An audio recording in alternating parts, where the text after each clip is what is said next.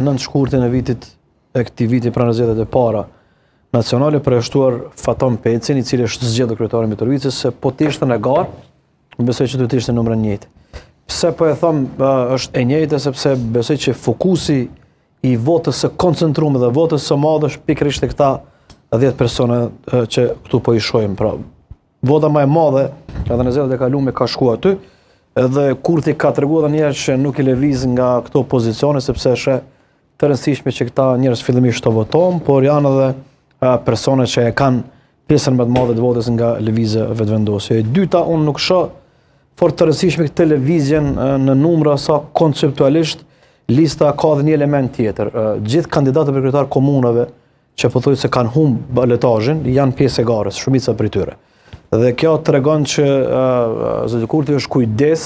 që këto figura që befasishëm kanë dalë me një rezultat mirë, siç është Talant Kelmendin Pej për shembull, ose Ali Dula në Ravec, kanë qenë befasi sepse kanë quar pen ose i Kaçanikut. Pra, shoh që gjithë janë brenda, është një strategji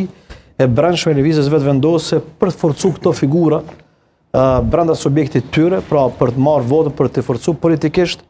edhe në rast se nuk bën deputet, pra të njëjtit mund të bën gati ndoshta për një garë tashme komunale që i pret atje, sepse rezultati i zgjedhjeve lokale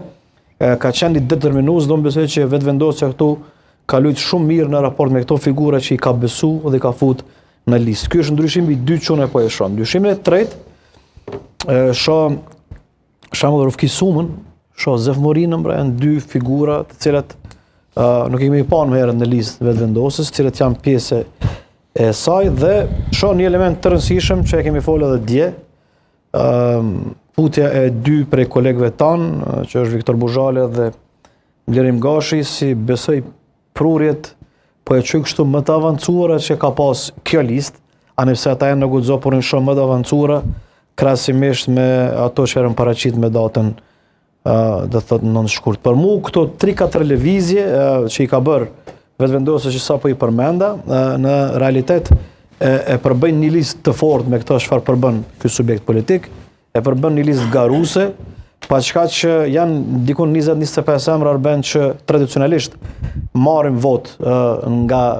elektorati i vetëvendosjes, dhe me që vetëvendosja është merr numër të madh deputetëve, atëherë do të jetë edhe një garë për pjesën e dytë të listës që do zhvillohet, dhe numri i atyre që do të mbesin jashtë parlamentit do të jetë besojnë shumë i vogël. Kështu e shoh, dhe gara shumë interesante edhe brenda vetëvendosjes sa i përket deputetëve, dhe kjo besoj është për mua listë që do të ketë garë